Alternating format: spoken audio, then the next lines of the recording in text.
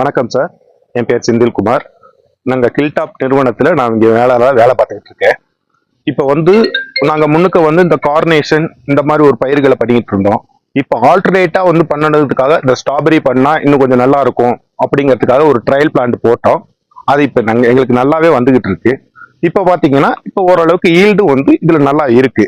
இப்போ எல்லா விவசாயியும் இதை நீங்கள் பண்ணலாம். நம்ம ஆல்டர்னேட், அதாவது ஒரு நாள் விட்டு ஒரு நாள் நீங்கள் இதை எடுத்துக்கிட்டு இருக்கலாம்.